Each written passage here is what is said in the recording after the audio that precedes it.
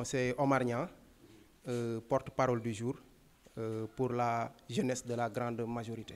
Donc, nous avons jugé nécessaire, selon les dernières mesures prises par le président de la République, qui sont la levée des restrictions concernant le coronavirus, nous avons jugé nécessaire de rappeler à la population que le corona continue de tuer.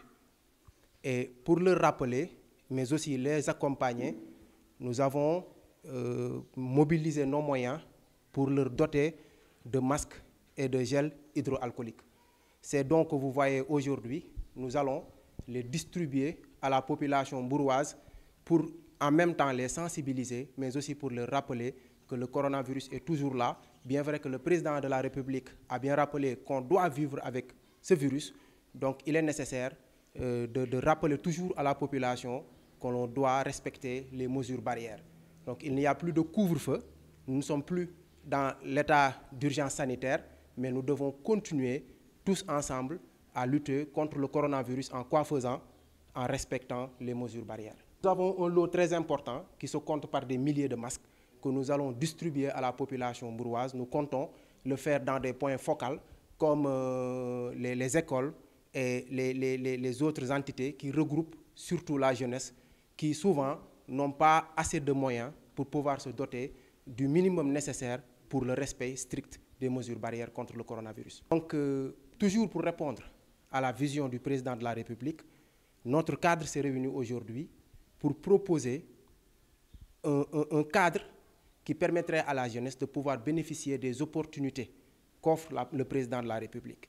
Il a bien précisé qu'il a entendu la jeunesse. Donc il est conscient qu'aujourd'hui, l'emploi des jeunes est prioritaire, qu'aujourd'hui, il urge pour tous les cadres, pour toute la jeunesse de la majorité, de mener des actions en synergie pour que la jeunesse puisse bénéficier de cette opportunité que le président de la République a eu à affirmer, qui sont 350 milliards, qui va remettre à la jeunesse jusqu'à 2023.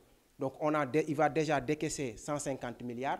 Nous avons aujourd'hui mis en place un hub qui va aider toute la jeunesse mbouroise à pouvoir rédiger des business plans en bonne et due forme pour pouvoir s'aligner par rapport à l'appel du président de la République qui est d'aider la jeunesse. Parce que les Wolof disent c'est dans ce sillage-là que nous avons jugé nécessaire de mettre en place des maillons qui permettront à la jeunesse de s'outiller, de s'armer pour pouvoir matérialiser la vision du président de la République.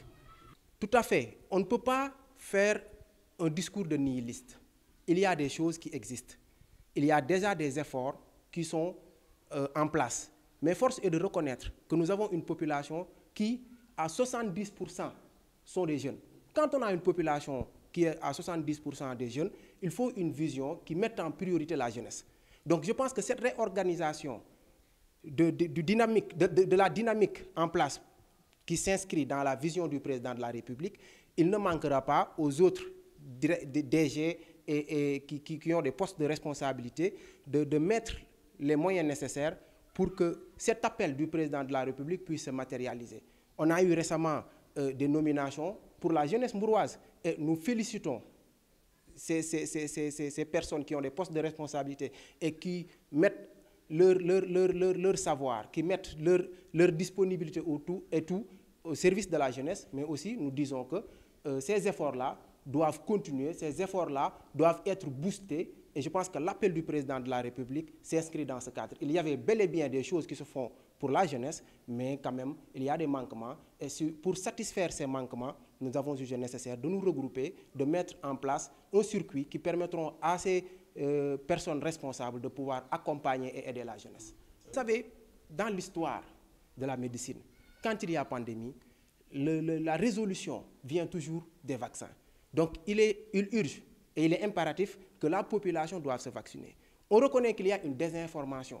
Et c'est d'actualité. Mais nous aussi, nous avons le devoir de prendre les devants pour sensibiliser la population, pour qu'ils sachent que pour venir à bout de ce virus qui a mis un peu à terre notre économie, qui a un peu influencé ces derniers événements, il faudra qu'on se mobilise tous pour prendre ce vaccin. Je pense que le président de la République, dernièrement, va faire venir un lot de 3 millions de doses. Donc toute la jeunesse, et nous aussi, nous ne manquerons pas à cet appel. Nous allons sensibiliser la population, surtout les couches vulnérables, à prendre ce vaccin.